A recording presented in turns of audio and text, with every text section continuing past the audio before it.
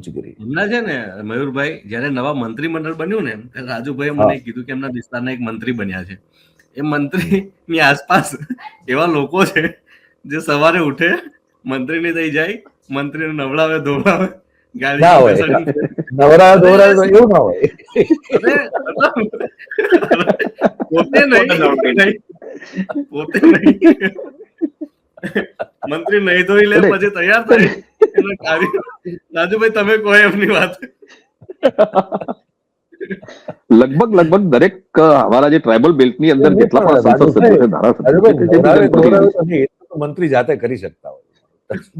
એટલે આ તો એક ખાલી વાક્ય પ્રયોગ એ રીતનો છે. બાકી કહેવાનો મતલબ એ છે કે સવારમાં ઉઠે એના પહેલા એમના ઘરે પહોંચી જાય અને ત્યાંથી એમને લઈને ફરે, આખો દિવસ ફર્યા પછી સાંજે ફરી પાછા ઘરે મૂકી આવે. એ બેડરૂમમાં ઊંઘવા જાય પછી પેલા ઘરેથી પાછા આવે.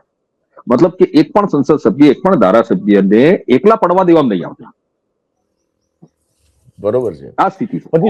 પછી શું કરે ધારાસભ્ય એ લોકોનો જે બી અર્જુનભાઈએ જે વાત કરી કે RSS કે બીજી એજન્સી સો એ એજન્સી એ લોકો પર એટલો કંટ્રોલ જમાવીને બેઠેલી છે કે એમને માન લો કે અત્યારે અહીંયા કહેવામાં મને વાંધો બી નહીં કે એમને કદાચ પેશાબ કરવા જવું હોય તો પેલા પૂછી જ જવું પડે એવી હાલત છે.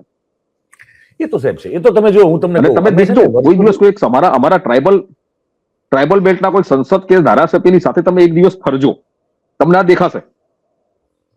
એ તમારી વાત બહુ સાચી છે. અને અમે તો આ છે ને 2003-04 થી અમે ગુજરાત સચિવાલય કવર કરવાનું આવે એટલે મંત્રી મંડળ પણ એટલે મતલબ બધું કેબિનેટ થી માંડી બધું કવર કરવાનું અમે જોયું.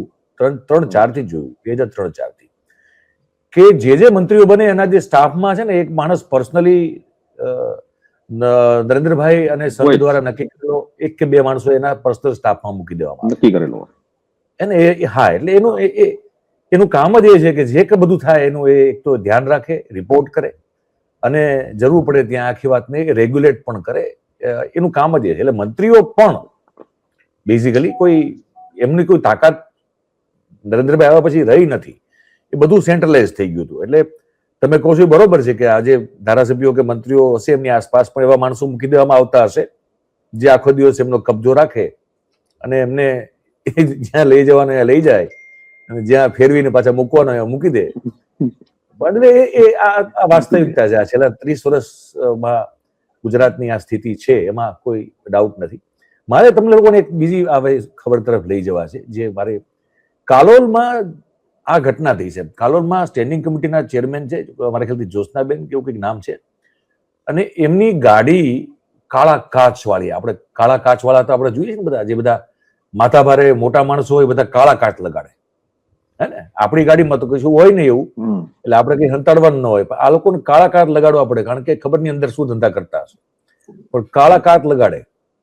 તમને અવાજ નથી આવતો રાજુભાઈ? અવાજ આવે છે? નહીં, અવાજ અટકીને આવે છે. મારે શું છે કે વાઈફાઈ ની વિશેષ કૃપા છે. મારે ગમે ત્યારે આવજા કરે વાઈફાઈ, એટલે હું વિશેષ કૃપા ધરાવું એવું છે. એટલે મારે ત્યાં પ્રોબ્લેમ હોય છે. હા, તો એ કાળા કાચ વાળી ગાડીને પોલીસે રોકી. પછી જે દ્રશ્ય ઉભું થયું હું તમને દેખાડવા માંગુ છું કે આવી સ્થિતિ ઉભી થઈ. આ છે જુઓ.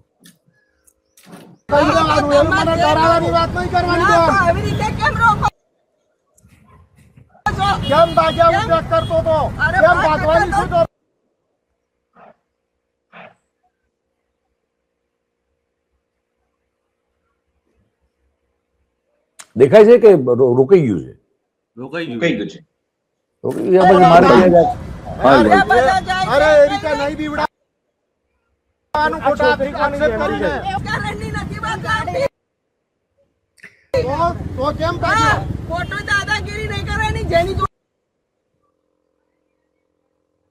મેહુલ, તું સાંભળ ને,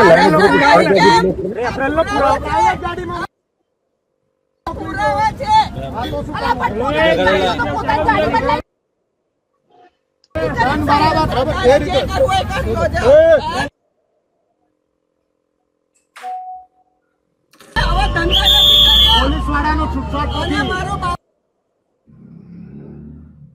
ઈમાનદારીથી લડ્યો છે. આ તો અહીંથી કેમ કરીશ? અહીં લોક મારીશ. નહીં જાય.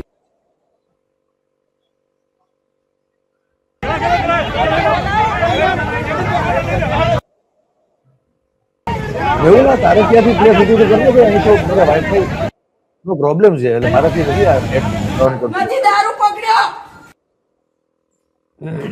શું પકડ્યું? આ પેલી છોરીને હેરાન કરો છો. ખોલો પૂરી દો. ખોલો પૂરી. શું બધું હેરાન કરો છો અમને?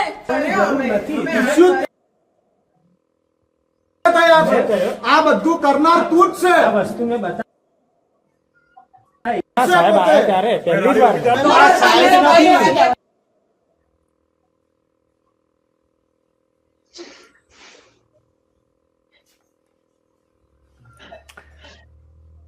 મને ડરાવવાની વાત નહીં કરવાની. આવી રીતે કેમ રોકો છો? કેમ ભાગ્યા ઉદ્યોગ કરતો તો? અરે કેમ ભાગવાની ભાગવાની શું જરૂર બૈરી છે? છે જોડે. ભાગવાની જરૂર શું છે? અને પાછળથી આમાં આ નિશાળા કરે. છોકરી બીમાર છે. ખબર છે? એનીવેઝ કેમ? ઠીક છે આ મૂળ વાહ એટલે આપણે ઠીક છે હવે હટાવો તો વાંધો નહીં હું આપણો પર્પઝ સોલ્વ થઈ ગયો છે. એનીવેઝ પોઈન્ટ મારો એ છે કે ભાજપ સાથે તમને જોડાયેલા લોકો જે મોટા મોટા નેતા સાથે ફોટા પડાવીને સોશિયલ મીડિયા પર પોતાની જાતની પીઠ થાબડતા હોય એવા હર્ષ સંઘવી સાહેબ સાથેના પણ એક ડ્રગ ટ્રાફિકરના પેડલરના ફોટા આપણે જોયા, આપણે બળાત્કારીઓના ફોટા જોઈ રહ્યા છીએ, આપણે બુટલેગરોના પણ એવા ફોટા જોઈ રહ્યા છીએ. અને મારો પોઈન્ટ એ છે કે શું તમને લોકોને તમારા વિસ્તારોમાં પણ એવો અનુભવ છે ખરો કે જે ભાજપ હમણાં 2 દિવસ પહેલા આપણે આણંદના આંકલાવ તાલુકાના એક અંબાવ ગામની ઘટના જોઈ જેમાં ભાજપ તરફી સરપંચ અને ભાજપનો સિમ્બોલ લગાડેલો છે એને એક ભ્રષ્ટાચારની ફરિયાદ કરનારાને જીવતો બાળ દીધો. તો હું તમને સમજવા પૂછવા માંગુ છું, એક ઉદાહરણ દેખાડ્યું. આવું સતત એસ્ટાબ્લિશ થઈ રહ્યું છે. બંને મિત્રો ઉમેશ ત્રણે મિત્રો કે શું એવું તમને પણ લાગી રહ્યું છે કે જે લોકો ભાજપનો ખેસ પહેરીને ફરે છે એ લોકો પોતાની જાતને કાયદા કાનૂનથી ઉપર માનતા હોય એવું તમને વર્તન તમને પણ જોવા મળે છે ખરું? તમારો પોતાનો કોઈ અનુભવ છે? તમારી ઓબ્ઝર્વેશનમાં કશું આવેલું છે? હું તમને ત્રણેયને પૂછી રહ્યો છું વારાફરતી વાર. આપ પ્લીઝ આપની વાત જણાવો. મારું તો માનવું એવું છે કે જે કાયદો વ્યવસ્થાથી પોતાની ઉપર માનતો હોય ને એ જ અત્યારે ભાજપ સાથે છે, મને એવું લાગે છે. એનું મોટું ઉદાહરણ એ કે આપું, અમારા છોટાઉદેપુર જિલ્લામાં ભાજપનું જે કાર્યાલય બન્યું છે ને એ જમીન દાન કરનાર વ્યક્તિ બુટલેગર છે.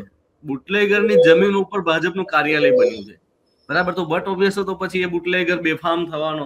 અને આંતરરાજ્ય બુટલેગર જે આદિવાસી આંતરરાજ્ય બુટલેગર છે. આંતરરાજ્ય બુટલેગર છે. ટૂંકમાં એમપીમાં પણ બુટલેગર છે ને અહીંયા પણ બુટલેગર છે.